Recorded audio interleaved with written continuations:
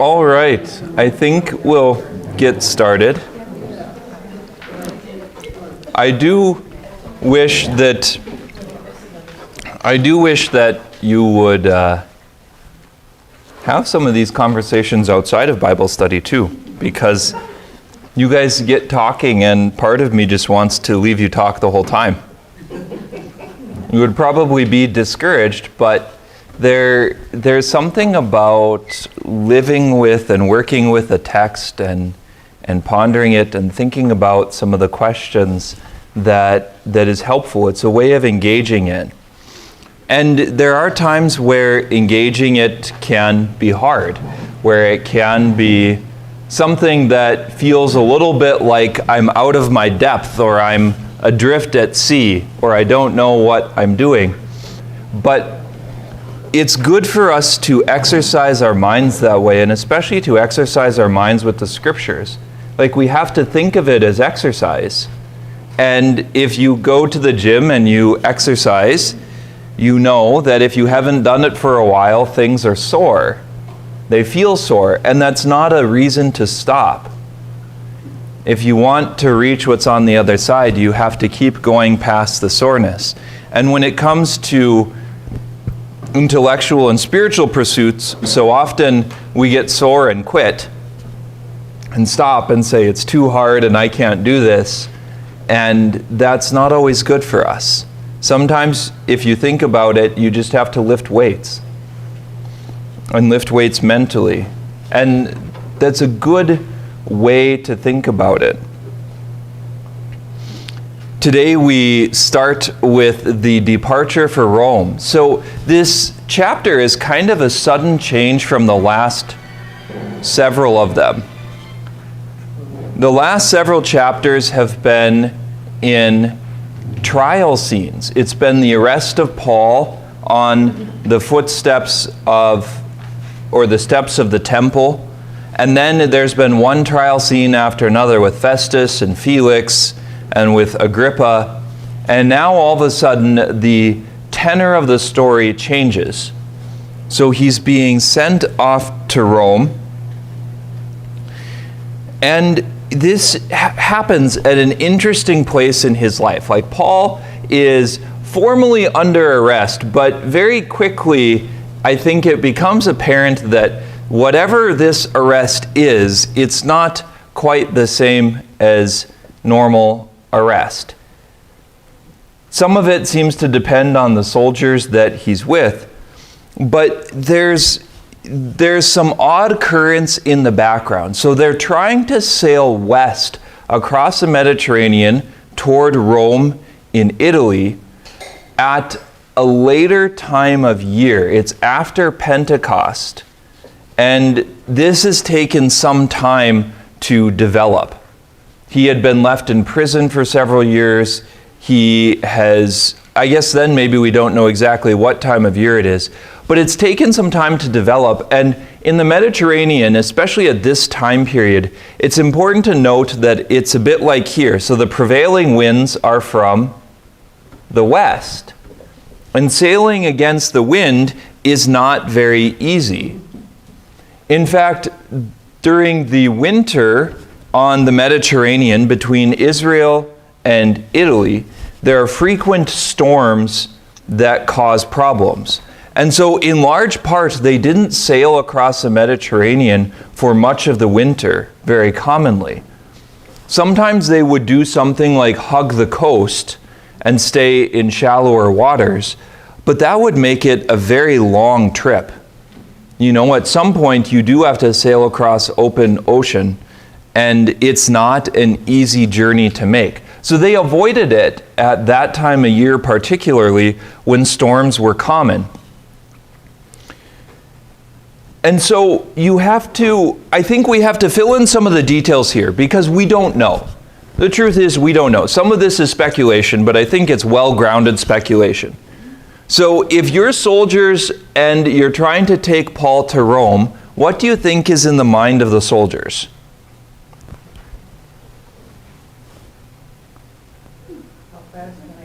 How fast can I get there? Yeah, I think, prisoner guard duty is about near the bottom of your list, especially when guarding prisoners is by accompanying them on a boat that sails, and it's going to take months.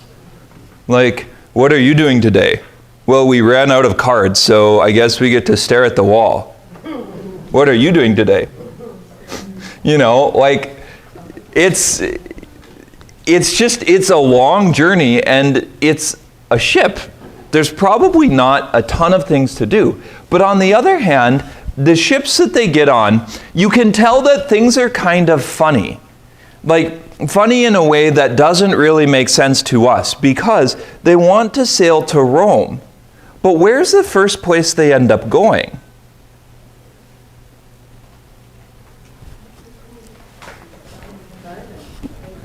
They end up sailing north. I think you said Sidon. So they board a ship from Adramyttium, bound for ports in the province of Asia, and set sail. Now, to us, this seems kind of strange. You would expect that if you were under arrest by the Romans, what kind of ship would you be put on? A Roman ship that's going to Rome. But you note that their first journey, they're not even on a ship that's going to Rome. The ship is going to ports in Asia. So it seems like in the background of this are logistical complications. You have frustrated, grouchy soldiers that are trying to figure out how to get these dumb prisoners to Rome, and nothing is working. So you can't get a ship to Rome very directly, so you decide to get a ship to Asia, because why? Other than it being closer to Rome, a little bit, and maybe there's more ships there, it doesn't really make a lot of sense. Right? If Caesarea is a port and Caesarea is the Roman city where the governor lives, then you would think that ships to Rome would be where the governor lives, and, you know, like that would work. But I think that there's some frustration in the background from the very beginning of the chapter. So they board the ship, they go north, and it talks about a few of the companions of Paul. Now, this I find interesting. Again, it's speculative, but why do you think they're mentioned? How many other traveling companions of Paul have been mentioned? Very few. And most of them that have been mentioned are important early Christians. And all of a sudden you have these people who are mentioned specifically by name. Now, we don't know exactly, but does anyone remember toward the end of the chapter how many people end up in Malta? 207, I think it's 274 or 76 or something like that. So this isn't a small crew, but it only mentions a couple of them by name. And it's curious as to why. Any possibilities come to mind?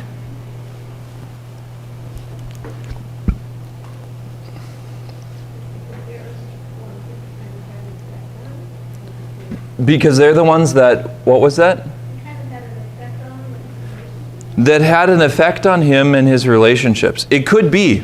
Some of the people are mentioned by name that were in charge or important parts of the story, but as nearly as I can tell, like this, was it Aristarchus?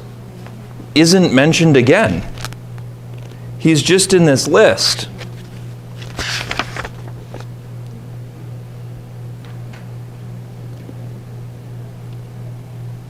And it mentions specifically this Julius of the cohort Augusta, which has to, I forget, I should have looked this up. It's probably a particular cohort in a Roman legion. One of the more prestigious ones, it's likely.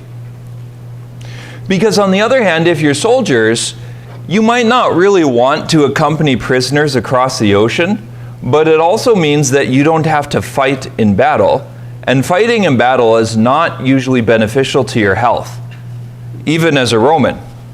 When you're hacking people to bits with swords, not being in battle is a good place to be, or better than being in the middle of the battle. So the soldiers are there. I wonder if these men become Christians. I wonder if they become part of the early community. Because it's hard to imagine why it's talked about. Like the centurion in the past, in the story of Paul, has often just been called a centurion. And there may have even been more than one. And there were lots of other soldiers that, for instance, rescued him from the steps of the temple, and none of those are mentioned by name. There's only a handful of people that are mentioned by name, and many of those names for us are familiar, like Timothy and Titus, Sosthenes, and some of these other co-workers of Paul have been mentioned, but these are not. And so I suspect that they actually are men that became Christians.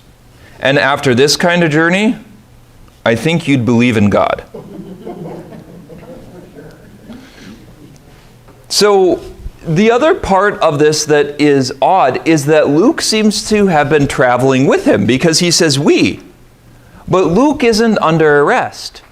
So there's Paul and some group of prisoners that's unidentified that's under arrest.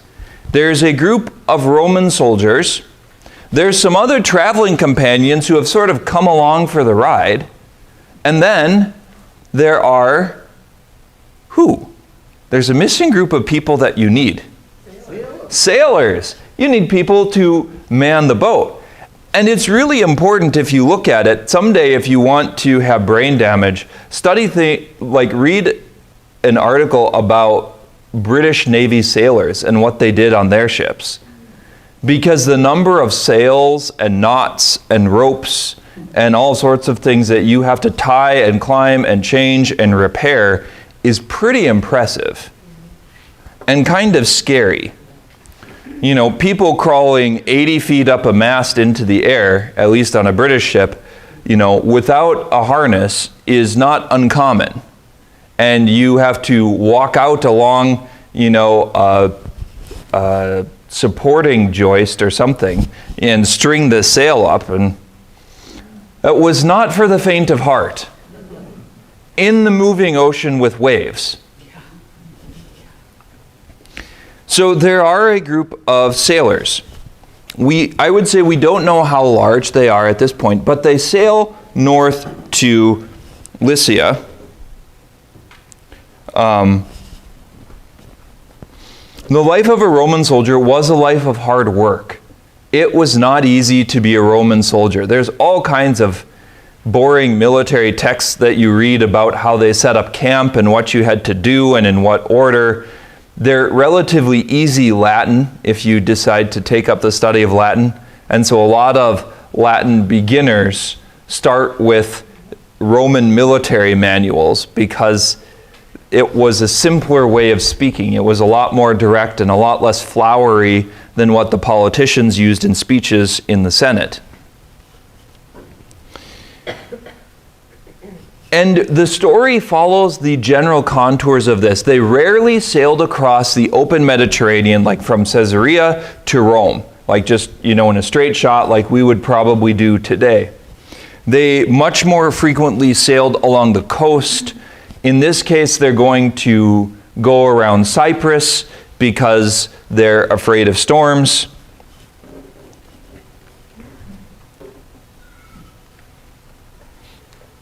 They end up on 3 different ships over time. It's not all one journey. So Paul visits friends in Sidon. Aristarchus is someone who was briefly seized by the mob. He seems to be a co-worker of Pauline's from Thessalonica, which is in the northern region of Greece. It's called Northern Greece? Macedonia. The Macedonians, you got it. So he is a Macedonian. He's from Thessalonica. It seems odd to me that there's no Roman ships to sail on. I would think that if, you're under Roman arrest, I'd be like, no, I'm waiting for your ship. What kind of outfit is this? We have to get on other ships? Reminds me a little bit of my journey to get back to Fargo this summer when I was in Newark and they canceled every flight on Earth. And I was trying to talk to the agents as we were rebooking things, and so I ended up coming to Fargo by way of Dallas. So I flew across the country twice in a trip that was dramatically longer, more than double the length of what it should have been. And that's kind of what happens to them. Like, you would think that this should have been kind of a quick trip. I have no idea what a quick trip is, but it isn't. And it doesn't go well from the very beginning. So on page 175, I put a picture of a likely model of a ship. We know that eventually they end up on a grain ship from Alexandria. And the grain ships that carried grain to Rome were the largest ships that sailed the Mediterranean at this time. I forget how long it is and how wide, but it's not a small boat. I think it's more than 100 feet long. And it's probably 40, 50 feet wide. Now we actually build boats that are very funny looking if you see them, because they're not very wide at all and they're very long. And that's because they're far more fuel efficient. But it takes propulsion and modern rudders for them to do that. Traveling as prisoners is not likely in style or in luxury. You know, they could have been kept below decks most of the time. That's certainly the case with later slave trade ships. They were just chained into a hold and that was it. But in this case, I suspect that they're not just chained below decks the whole time. Because as the storms come up and as things get worse, what is really fascinating is that it doesn't matter who you are any longer. You lose all sense of social distinction. When everything goes to hell in a handbasket, it doesn't matter so much if you're wealthy or you're poor. You're all people in it together, and you all have a part to play. So eventually, in Asia, they get on this ship, and it's supposed to sail toward Italy. It's an Alexandrian ship. They're in southern Turkey at this point. It seems like there's additional delays. It notes that they couldn't find a passage right away. It talks about it. So you can imagine these soldiers want to get to Rome as soon as possible. They can't find a ship going to Rome, so they have to sail north. They're in Sidon for more than a week, and then they sail up the coast and they're in Asia. They go to Myra. And then it says the centurion found an Alexandrian ship that was sailing to Italy and put us on board. That to me makes it sound like it wasn't so easy even then to find a ship that was going in the right direction. Like the soldier is talking and negotiating, and they not only need a ship, but they need a ship that's big enough for the soldiers and the prisoners and these traveling companions. So there could have been some other vessels that weren't large enough to carry all these people.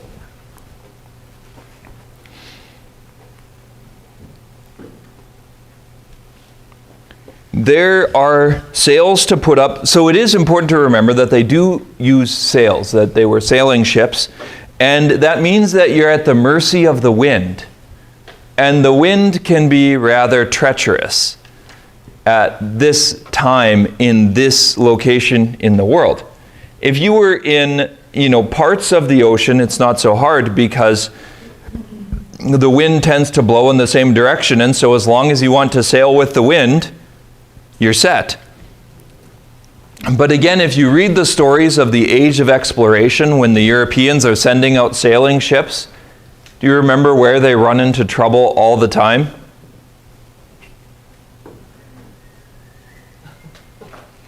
Along the equator. Because there are winds called doldrums that don't really blow anywhere. They just sort of blow in circles. and they're not very strong winds because the temperature is much more consistent. And so even in the age of exploration, sometimes they would get stranded for months. You know, they put up the sails and the sails don't even wiggle in the wind. If we had large bodies of water in North Dakota, that probably wouldn't be our issue. We would have other issues, but not that one.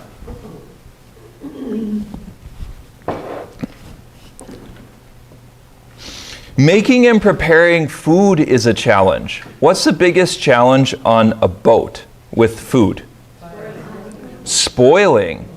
Fire could be an issue too, but that at least there would be ways of working around the fire problem. And in lots of cases, they didn't use it. In a lot of cases, the kinds of food that they have are dry foods.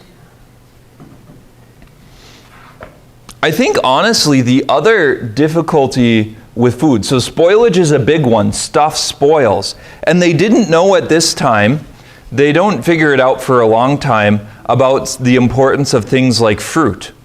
So there was a disease that British sailors would get called scurvy, which had to do with a lack of vitamin C. And you know what the British Navy's solution to it was? Lemons. You had to, I forget how many lemons you had to eat a week, but it was several. They had it all mapped out to a T. One of the other famous British things was called hardtack. Does anyone remember stories about hardtack? They were these biscuits that were like rocks. And you had to figure out how to eat them because it was like chewing on rocks. But some of it is because of these difficulties, because of the difficulty of food spoiling. They don't have refrigeration, they don't have the knowledge of keeping things cool, they don't have the same kind of ability.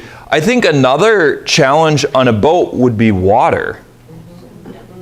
One of the things that is described in shipwrecks, which really messes with your brain and is so hard, is you're surrounded by water, and if you drink it, you'll die. So you could be terribly thirsty, but because ocean water has so much salt in it, it's actually dehydrating. You can't drink it for hydration. It has the opposite effect. So they head toward this island called Cnidus or Cnidus or something. I wish that the Greeks would have taken spelling lessons. And the wind is causing problems already. The wind is against them. They are sailing upstream without a paddle. And if you think of it, this is part of where, too, you have to read the tension into the story, but I think it's there. If you were a soldier, you want to get to Rome as soon as possible, and you're on a place and you don't have good food and you don't have good accommodations, and you're stuck with these stupid prisoners, and now the wind is against you, what kind of emotions do you think you would feel? Fear, anger, frustration. It's not the time when the best comes out of you. Sometimes if you want to know this, go on a family vacation when your plans get blown up. And you're not like, oh, this is such a great time to be patient with my husband or to be patient with my wife. And I'm just so excited that I get to show you how righteous I am. Usually it's more like, let's attempt actually not to kill each other. Maybe we should just stop talking entirely, and then we won't say anything mean, right? But I think that's likely is what happened. That's what's happening with these Roman soldiers and with the crew and with the prisoners, because a huge part of the story that's odd is they're traveling for months and it never says a word about them doing anything. There's no way they sat around on the deck just looking at each other for months without saying anything. This is the Apostle Paul, who has a habit of poking the bear which is why he's under arrest. And Luke isn't. Right? So you have soldiers who probably don't really want to hear the Christian message. You likely have Paul, who you probably have to pay him money to get him to stop talking. And you have this sort of situation. Does this sound like it's a setup for a good trip? Is this like the old car journeys across the country before you had video screens and DVD players and like movies for kids? Now parents are like, oh, it's so hard, and it's like, you have no idea. It's not hard at all. You have an iPad. There aren't any of those in the ancient world. And so it notes that the day of fast had already gone by, the feast for the Day of Atonement, the fast for the Day of Atonement, which is important because it tells us the time of the year. It's getting toward winter again. If you remember, winter storms on the Mediterranean, you're in the right direction. So the sailors, in addition to all of this tension, probably have this anxiety in the back of their mind because they know that winter is coming. And when it's winter, it's not good sailing weather. So it's likely to be a mess. So they're trying to go as quickly as possible, and the wind isn't cooperating, and there's anxiety in the background. And Paul is like, oh, by the way, this isn't going to go well. God has been warning me. There are problems ahead.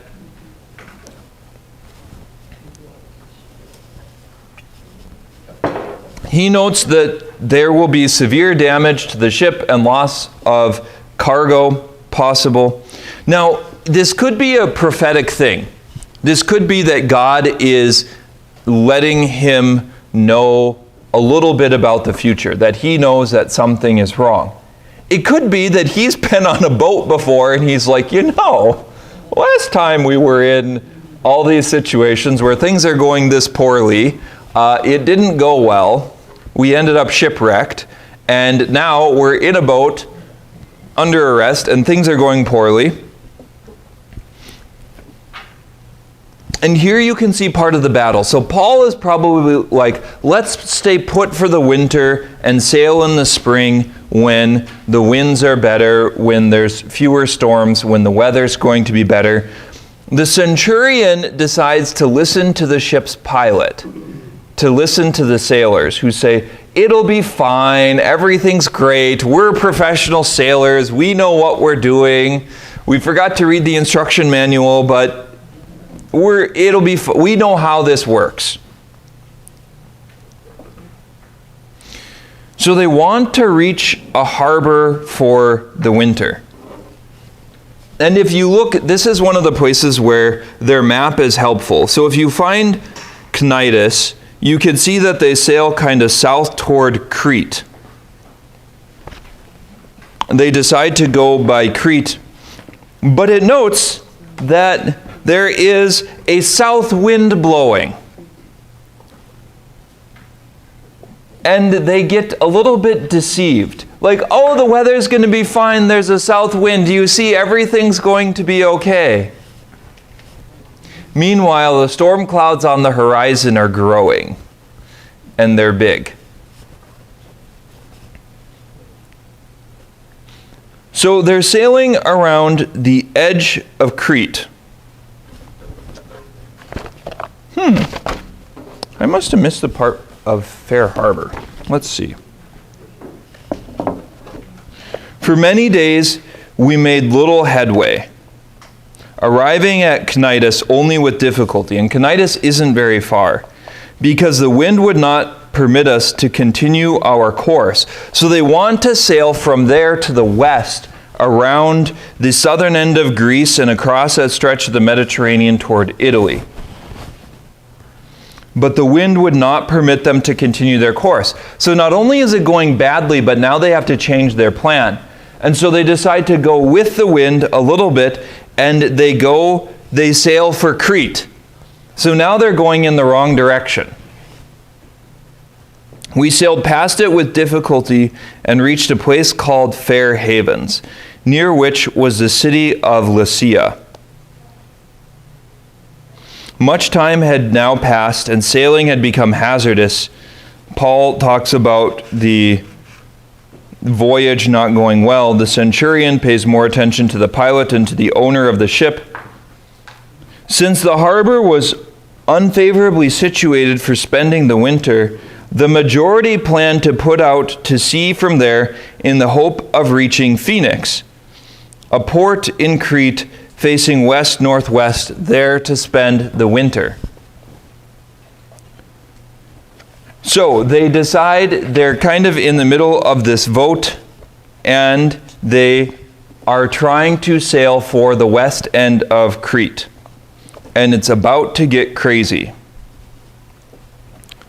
A south wind blew gently, and thinking they had obtained their objective, they weighed anchor and sailed along close to the coast of Crete. Then it talks about an offshore wind of hurricane force strikes. They call it a northeaster, which makes no sense at all, because that's a term from the United States and the northeast of our country. So they definitely didn't say that. Whatever they said, it's not that. The ship was caught up in it and could not head into the wind. We gave way and let ourselves be driven. So now it's going from bad to worse. They were sailing, they were trying to find a port for the winter, they're looking at... I just lost my train of thought. I don't like to say this, but cell phones are really distracting. We could.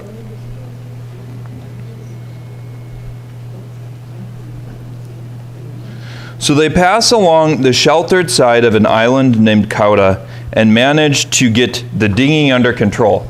They must have had some kind of little lifeboat or some kind of little boat that they could send out. Sometimes these bigger, heavy ships couldn't sail up close to the coast, so they would have to have a smaller boat to transfer things from the bigger ship into a port or into shore. It seems like at some points they must have just let it sort of drift on the water behind them, tied up to the ship. At other points, maybe they get it on the boat. So they used cables to undergird the ship. This is where the map does you no favors. Because if you look at that map, it has this place that it says storm. Except that's not where the storm happened. It tells us that the storm blows them toward the shoal of Syrtis. The shoal of Syrtis is off the coast